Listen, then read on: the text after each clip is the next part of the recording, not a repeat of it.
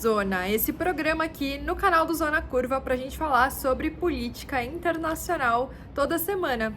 Eu sou a Giovana Branco, eu sou doutoranda em ciência política e pesquisadora de política e identidade russa. E hoje eu estou aqui para falar sobre os principais acontecimentos desses últimos dias.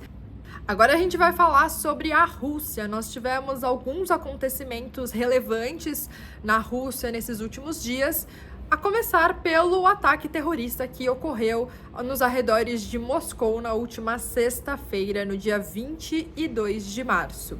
Nesse dia, alguns atiradores, a princípio 4, abriram fogo contra a população que estava em uma casa de shows ali muito próxima à capital russa. Já são mais de 130 mortes confirmadas e mais centenas de feridos que estavam nesse local. Para além dos tiros, também houve um incêndio no telhado dessa casa de shows que desabou e aí, portanto, ainda existe uma busca por corpos ali no local. Portanto, esse número de mortos ainda pode aumentar. Temos ainda pessoas desaparecidas ali naquela região. Logo em seguida do atentado, o Estado Islâmico, a princípio, teria reivindicado a autoria desses ataques, mas a gente ainda não tem uma confirmação de fato sobre isso. Existem várias dúvidas se realmente foi o Estado Islâmico que realizou esse ataque. Uma por conta do tipo de atuação desses terroristas, que a princípio não condiz exatamente com o que a gente estava vendo há alguns anos atrás nos atentados realizados pelo Estado Islâmico, e segundo, porque ainda fica muito estranho o tipo de conversa política que nós temos em torno desse caso. Então, a primeira coisa é o motivo, de tudo isso. Obviamente, o Estado Islâmico tem um embate muito grande com a Rússia, muito por conta da atuação russa, sobretudo na Síria. A gente sabe disso, os russos apoiam o governo do Bashar al-Assad, permitiram que ele continuasse no poder esse tempo todo e mantém uma presença militar muito expressiva ali naquela região. Mas a Rússia, de fato, fez uma atuação mais presente na Síria, sobretudo em 2013, 2014. Particularmente, eu acho que não é isso que explica o timing desse ataque em Moscou agora, em 2024. Então, parece haver mais algum tipo de motivo. O Putin, logo em seguida desse ataque, fez um comentário dizendo que os suspeitos presos, até agora foram 11 suspeitos presos, incluindo os 4 atiradores, que foram capturados por agentes da FSB, que é a Polícia Secreta Russa. O Putin teria feito um comentário dizendo que esses suspeitos estariam fugindo depois do ataque para a fronteira da Ucrânia e que, portanto, haveria algum tipo de participação ucraniana nesse ataque. Obviamente, o governo russo se beneficia dessa narrativa, na medida em que também no dia 22, a Rússia pela primeira vez declarou guerra à Ucrânia. Durante esses 2 anos de conflito, a Rússia utilizou o termo Operação Militar Especial para se referir ao que estava acontecendo no cenário de batalha ucraniano. Inclusive, passou uma lei dizendo que qualquer pessoa que falasse sobre o termo guerra poderia levar até 15 anos de prisão. Mas, nessa última semana, houve, portanto, essa mudança discursiva nos políticos russos, dizendo pela primeira vez que eles estavam, sim, em estado de guerra contra a Ucrânia.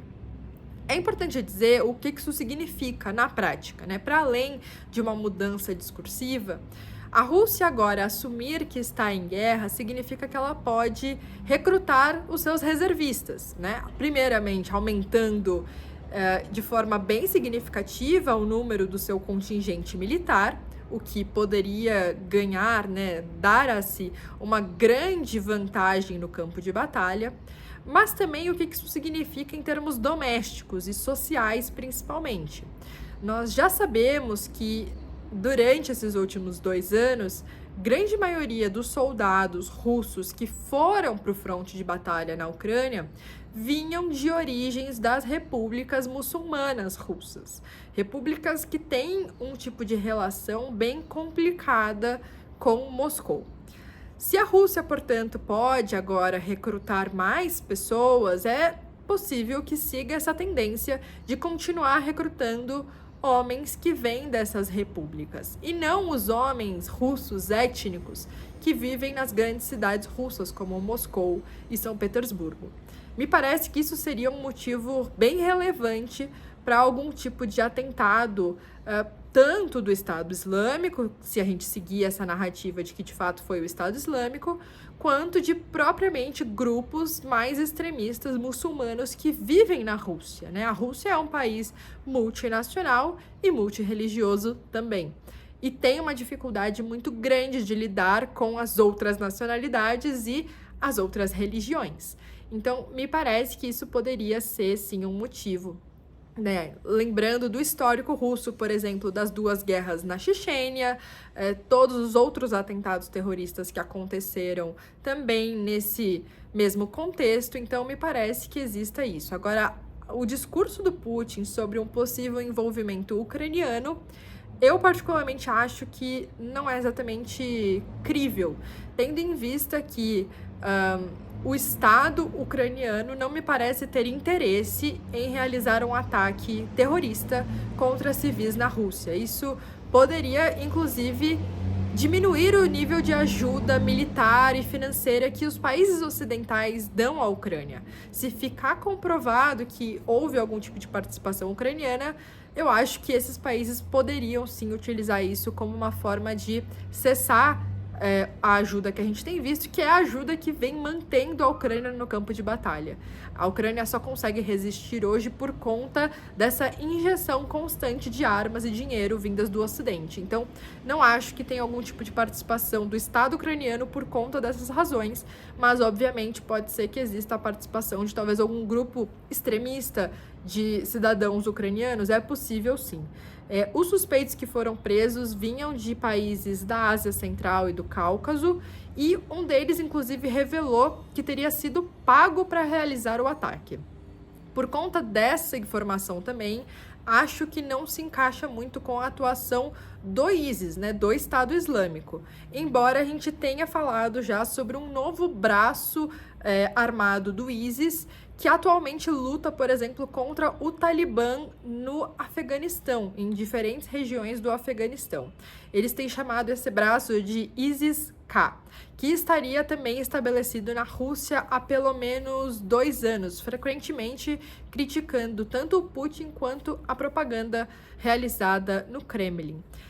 Alguns ataques realizados no Paquistão e também na Europa nos últimos anos parece que também teriam sido reivindicados a autoria por esse grupo, né, esse ISIS-K.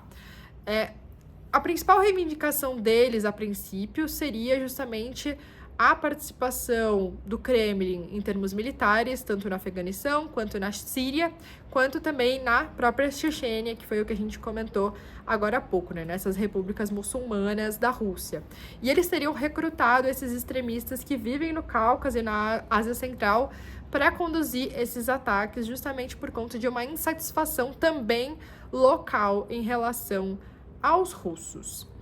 A outra parte estranha dessa história foi o aviso norte-americano sobre uma possibilidade de ataque. No início de março, o Serviço de Inteligência dos Estados Unidos teria avisado o Kremlin sobre a possibilidade de um ataque terrorista em locais públicos, e parece que isso não foi muito levado em consideração. Agora a gente não tem informações completas se o Kremlin ignorou isso, ou se a CIA não deu informações suficientes para que o Kremlin pudesse tomar algum tipo de atitude. A gente ainda não sabe exatamente, então, o que aconteceu, né? Esse ataque foi na sexta-feira, nós temos todas essas narrativas acontecendo nesse momento, mas eu particularmente acho que ainda é cedo para a gente assumir, de fato, algo como verdade absoluta. Faltam investigações, mas o fato é, um ataque aconteceu em Moscou, tivemos mais de 100 mortos, e isso é muito grave, né? Num contexto global que nós estamos, é muito grave. E isso, inclusive, também levantou algumas preocupações com outros locais do mundo, principalmente agora com a França que já é, né, um alvo bem recorrente de ataques terroristas ao longo dos últimos anos e que vai agora, nesse ano, sediar as Olimpíadas. Então, emergiram nesses últimos dias algumas preocupações sobre o policiamento em Paris, principalmente, justamente tentando agora, né, entender se o que vai acontecer agora é uma tendência de ataques terroristas em toda a Europa ou se foi realmente um evento mais isolado, voltado para a Rússia. Mas ainda vamos acompanhar de novo essa história. Provavelmente no vídeo da semana que vem teremos mais algumas informações sobre tudo isso. Eu espero que vocês tenham gostado do vídeo de hoje. Se vocês tiverem qualquer dúvida sobre esses temas, comentem aqui e também sugestões para a semana que vem, não deixem de falar. Muito obrigada e até o vídeo da semana que vem.